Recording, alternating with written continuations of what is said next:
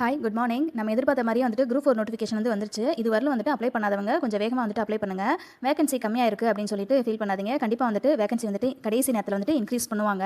அதனால் நீங்கள் தொடர்ந்து படிங்க. இன்றைக்கி வந்துட்டு நான் எப்படி வந்துட்டு டைம் மேனேஜ்மெண்ட் பண்ணுறேன், எப்படி வந்துட்டு ரிவிஷன் பண்ணுறேன் அப்படிங்கிற மெத்தடை வந்துட்டு நான் உங்களுக்கு சொல்கிறேன். நீங்கள் வந்துட்டு இதை ஃபாலோ பண்ணி பாருங்கள். கண்டிப்பாக வந்துட்டு உங்களுக்குமே இது வந்துட்டு யூஸ்ஃபுல்லாக இருக்கும்.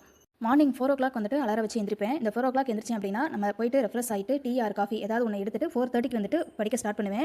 4:30லேருந்து 7 வரலும் இருக்கும் என்னோட டைமிங் காலையில். இதில் வந்துட்டு கண்டிப்பாக நான் ஜிகே டாபிக் மட்டும்தான் எடுப்பேன், வேறு எதுவுமே எடுக்க மாட்டேன். எப்பயுமே மார்னிங் ஸ்லாட் அப்படின்னா எனக்கு ஜிகே மட்டும்தான் இருக்கும். அந்த 7 o'clock வரலும் உட்காந்து படிப்பேன். இடையில வந்துட்டு ஒரு 5:45 6 மணிக்கு போல் வந்துட்டு வெளியில் போய் நின்று கொஞ்சம் ஒரு 10 நிமிஷம் வந்துட்டு வேடிக்கை பார்த்துட்டு வருவேன். ஏன்னா தொடர்ந்து வந்து நம்மளால் கண்டினியூவாக படிக்க முடியாது. அதனால் ஒரு 10 நிமிஷம் வெளியே போய் நின்று வேடிக்கை பார்த்துட்டு வந்துட்டு அதுக்கப்புறம் வந்துட்டு திரும்ப படிக்க ஸ்டார்ட் பண்ணுவேன். 7 மணிக்கு வந்துட்டு க்ளோஸ் பண்ணி வச்சிருவேன்.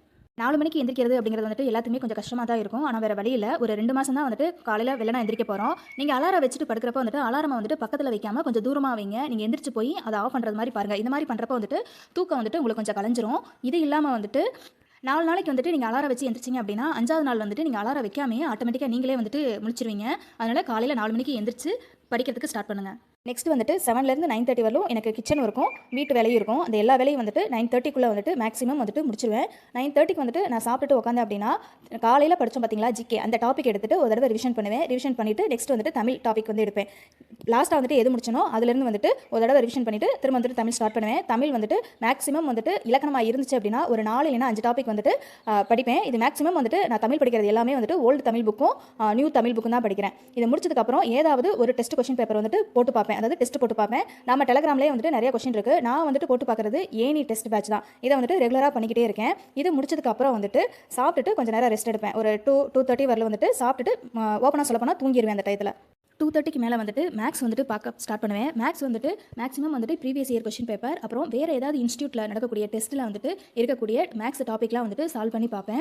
இது முடிச்சதுக்கப்புறம் வந்துட்டு கொஞ்சம் நேரம் ரெஸ்ட் எடுத்துகிட்டு திரும்ப வந்துட்டு சாயந்தரம் 6 o'clock மேலே வந்துட்டு ஸ்டார்ட் பண்ணுவேன். ஸ்டார்ட் பண்ணேன் அப்படின்னா 9 o'clock வரையும் எதையுமே வந்துட்டு புதுசாக வந்துட்டு ஸ்டார்ட் பண்ண மாட்டேன். இதில் வந்துட்டு 6லேருந்து 9 o'clock அப்படிங்கிறது வந்துட்டு என்னோட ஷெடியூல் வந்துட்டு வேறு மாதிரி இருக்கும். என்ன அப்படிங்கிறத உங்களுக்கு சொல்கிறேன். ஈவினிங் வந்துட்டு 6:30க்கு மேலே வந்துட்டு இப்போ திங்கக்கிழமையாக இருந்துச்சு அப்படின்னா என்னோட ஷெடியூல் பிரகாரம் எக்கனாமிக்ஸ் பார்ப்பேன். எக்கனாமிக்ஸ் வந்துட்டு இதனால் வரலும் நான் என்ன படிச்சிருக்கணும் அது எல்லாத்தையுமே ஒரு தடவை ரிவிஷன் பண்ணுவேன். அதாவது திருப்பி பார்த்துட்டு plus previous year question paper பார்ப்பேன். இந்த மாதிரி பார்க்குறப்ப வந்துட்டு வாரம் வந்துட்டு அந்த டாபிக் வந்துட்டு நீங்கள் திரும்ப பார்ப்பீங்க. திரும்ப பார்க்கறதுனால எந்த ஒரு விஷயமே வந்துட்டு உங்களுக்கு மறக்காது, ஞாபகத்தில் இருக்கும். இப்போ அதே மாதிரி ப்ரீவியஸ் இயர் கொஸ்டின் பேப்பர் பார்க்குறப்ப வந்துட்டு ஏதாவது டாப்பிக்கில் வந்துட்டு நீங்கள் விட்டுருந்தீங்க அப்படின்னாலுமே வந்துட்டு அதை வந்துட்டு நீங்கள் நோட் பண்ணி வச்சுக்கலாம். அதனால் திங்கக்கிழமை ஆச்சு அப்படின்னா எக்கனாமிக்ஸ், செவ்வாய்க்கிழமை வந்துட்டு ஐஎன்எம், புதன்கிழமை வந்துட்டு ஹிஸ்ட்ரி, வியாழக்கிழமை வந்துட்டு பாலிட்டி, வெள்ளிக்கிழமை வந்துட்டு தமிழ்நாடு டெவலப்மெண்ட்டு. அதில் ஒரு 3-4 டாபிக் தான் இருக்கும். அதாவது ஒரு 3-4 யூனிட் தான் நம்ம கவர் பண்ணுறது மாதிரியே இருக்கும். ப்ளஸ் அதில் வந்துட்டு இப்போ வரை இருக்கக்கூடிய ஸ்கீம்ஸ் அதை பற்றி பார்ப்பேன். சனிக்கிழமை வந்துட்டு ஜாகிரஃபி, சண்டே வந்துட்டு எனக்கு அந்த மார்னிங் ரொட்டீன் எதுவுமே இருக்காது, அந்த ஃபுல்லாக இருக்காது.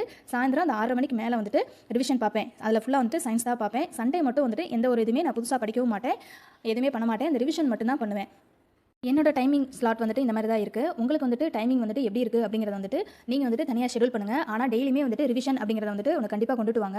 அப்போ தான் வந்துட்டு நம்ம ஈஸியாக வந்துட்டு பாஸ் பண்ண முடியும். ஏன்னா ரிவிஷன் பண்ண தான் நம்ம எவ்வளோ படிச்சிருக்கோம், எவ்வளோ ஞாபகத்தில் இருக்குது அப்படிங்கிறது தெரியும். இன்னொன்று அதுக்கு ஈக்குவலாக வந்துட்டு நீங்கள் ஏதாவது ஒரு கொஸ்டின் பேப்பர் எடுத்து டெஸ்ட் போட்டு பாருங்கள். ப்ரீவியஸ் இயர் கொஸ்டின் பேப்பருமே வந்துட்டு அந்த டாபிக் ரிலேட்டடாக பாருங்கள். அப்போ தான் வந்துட்டு நம்ம ஏதாவது ஒரு டாபிக் விட்டுருக்கோமா அப்படிங்கிறது வந்துட்டு நம்மளுக்கு தெரியும். எக்ஸ்ட்ரா ஏதாவது வந்துட்டு கண்டென்ட் இருந்துச்சு ப்ரீவியஸ் இயர் கொஸ்டின் பேப்பரில் அப்படின்னா அதை வந்துட்டு நீங்கள் அந்த டாபிக் நோட்ஸ் எடுத்துட்டீங்க, இல்லைனா அந்த டாபிக் எங்கே புக்கில் படிச்சிருக்கீங்களோ அது பக்கத்துலேயே வந்துட்டு மார்க் பண்ணி வைங்க. இந்த மாதிரி வந்துட்டு ஷெடியூல் பண்ணி படிங்க. கண்டிப்பாக இந்த தடவை வந்துட்டு நம்ம பாஸ் பண்ணிடலாம்.